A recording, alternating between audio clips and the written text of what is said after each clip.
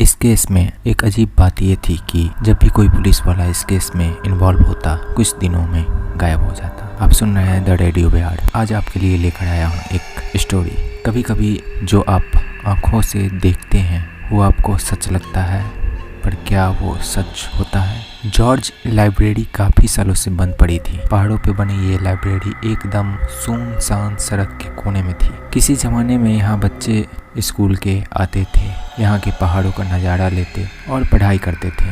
पर कंप्यूटर और इंटरनेट के ज़माने ने इसके दरवाजे पे हमेशा के लिए ताला लगा दिया, जिसकी वजह से इसके ओनर पैट्रिक जॉन पे करीबन 10 लाख का कर्जा था, जिसकी वजह से उन पे जो है एक केस दर्ज हो गया था, पुलिस केस।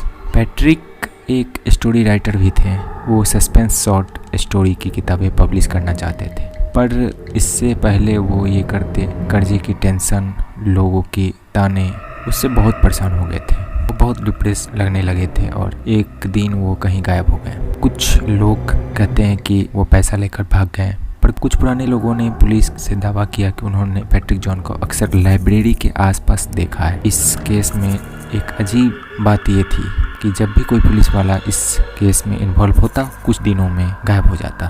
3 पुलिस वाला के गायब होने के बाद कोई भी इस केस को लेना अब नहीं चाहता था। यहाँ तक कि वहाँ के डिपार्टमेंट ने भी इस केस को बंद करने की ठान ही ली थी। आखिर 3 पुलिस वाला के गायब होने के बाद उनके पास कोई चारा नहीं बचा था। भी वहाँ पे एक पोस्टिंग हुई Shamsher Singh young blood ready था इस केस को सॉल्व करने के लिए। सबसे पहले वो उस दिन लाइब्रेरी के सामने से गुजरा। पुराने ब्रिटिश ज़माने की लाइब्रेरी चर्च की तरह लंबी बिल्डिंग थी। खिड़की से झांक के जब उसने अंदर देखा तो अंदर पुरानी किताबें बेढंग तरीके से फैली हुई थी। शमशेर को सफाई का ओसीडी था, मतलब ऑब्सेसिव कंपल्सिव डिसऑर्डर। मतलब उसको जब भी कुछ फैला हुआ दिखता इधर उधर उसको सीधा करने में लग जाता।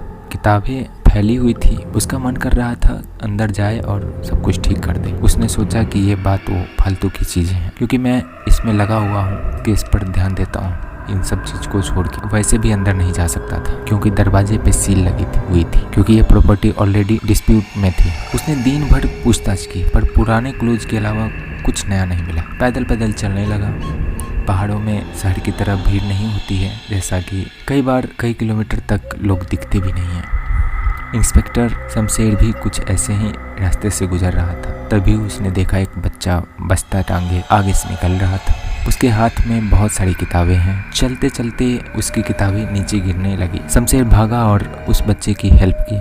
उसने बोला, अरे बच्चे, इतनी किताबें लेकर कहाँ जा रहे हो? शमशेर ने उस बच्चे की तरफ देखा। इतना सुंदर शक्ल है इस बच्चे की, बिल्कुल पहाड़ी बच्चे की तरह दिखता था। बच्चे ने बोला, मेरे दादाजी ने बोला है सारी किताबें लाइब्रेरी में रख के आना। जैसे ही शमशेर ने लाइब्रेरी शब्द सुना उसके कान खड़े हो गए। उसने झट से पूछा, बेटा कौन सी लाइब्रेरी की बात कर रहे हो तुम? बच्चे ने इशारा किया कि वो जो वहाँ पे है एकदम कोने में। शमशेर ने झट से कैलकुलेशन की।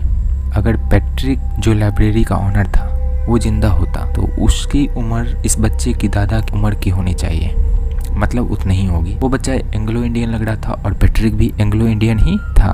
तो उसने दिमाग में कैलकुलेशन किया, हो सकता है वो बच्चा इसको पैट्रिक तक पहुंचा दे। बात यह है कि पुलिस ट्रेनिंग में जब भी बच्चे से निकलवाने की बात की जाती है, कोई भी बात किया जाता है या डायरेक्टली क्वेश्चन नहीं पूछे जाते हैं, उनसे इनडायरेक्टली पूछे जाते हैं, क्योंकि बच्चे मूडी होते हैं, कभी कभार जवाब नहीं देते हैं। शमशेर ने सोचा कि बच्चे से ज़्यादा पूछताछ नहीं करनी चाहिए। बच्चे के साथ हल्की फुल्की दोस्ती करके उससे कुछ सवाल के जवाब निकालने की कोशिश की। उसने उस बच्चे को बोला, अरे बच्चे सुनो, तुम मुझे आधी किताबें दे दो, मैं तुम्हारी आधी किताबें वहाँ तक पहुँचा दूंगा। उसने एकदम से जवाब दिया, नहीं, दादाजी नाराज हो जाएंगे। उन्होंने बोला है लाइब्रेरी तक अकेले लाना है, अगर वो आपको देखेंगे तो गुस्सा हो जाएंगे। शमशेर ने बोला, अच्छा, मैं तुम्हारे साथ लाइब्रेरी में नहीं जाऊंगा, पर उसके बाहर तक तुम्हारे साथ चलता हूँ।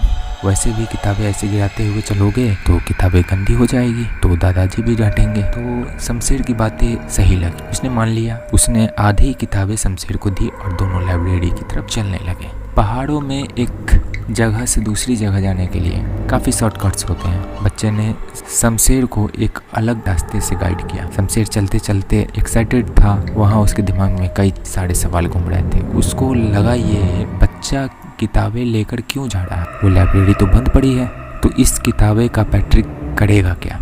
जैसे जैसे कदम बढ़ रहे थे वैसे वैसे सवाल भी। बच्चे ने चुप्पी तोड़ी, कहा आप अंकल यहाँ पे नए आए हो ना। शमशेर ने कहा हाँ। बच्चे ने बोला आपसे पहले जो अंकल थे वो तो लाइब्रेरी आते थे, दादाजी को अच्छा नहीं लगता था। वो बोलते हैं कि लाइब्रेरी में एंट्री सिर्फ बुक पढ़ने वाले लोगों को ही करनी चाहिए। आप बुक पढ़ते हो ना। शमशेर का मुंह सूख गया। जो केस उसे सॉल्व होते दिख रहा था अब उसे पेचीदा लगने लगा। समझ में आने लगा था कि पुरानी पुलिस इंस्पेक्टर से इस बच्चे ने मुलाकात की है और ये सभी इंस्पेक्टर पैट्रिक से मिलने लाइब्रेरी में गए होंगे। ये केस उसको समझ नहीं आ रहा था, पैट्रिक अगर लाइब्रेरी में था तो इतने सालों से ये केस बंद क्यों नहीं। बच्चे को बोला हाँ मैं बुक पढ़ लेता हूँ कभी कभार। बच्चे ने स्माइल करी और बोला पता है मुझे भी बुक लिखने का शौक है, जैसे दादाजी को है। हम दोनों आजकल एक किताब लिख रहे हैं जो कभी भी खत्म हो सकती है। मैं आपको खत्म होते ही जरूर भिजवा दूंगा। शमशेर उसकी अजीब बातों में केस से जुड़ी कड़ियां ढूंढ रहा था। उसको याद था कि पैट्रिक भी एक स्टोरी राइटर, एक सस्पेंस स्टोरी राइटर बनना चाहता था, पर उसका सपना अधूरा रह गया और वह गायब भी हो गया था। बातें करते करते वो न जाने लाइब्रेरी के गेट के पास कब पहुंचे उन्हें पता ही नहीं चला। बच्चे ने शमशेर को देखते हुए कहा अंकल आप यहीं रहो और मुझे बुक दे दो, मैं ले जाऊंगा। शमशेर ने उसे सारी बुक दी। बच्चे को जाते हुए लाइब्रेरी के अंदर देखता रहा। शमशेर बहुत कंफ्यूज था। इस पूरी कंफ्यूजन में उसको ध्यान से निकल गया कि कुछ घंटे पहले इस लाइब्रेरी में आया था, पर वह बच्चा अभी उस सील के डोर को भी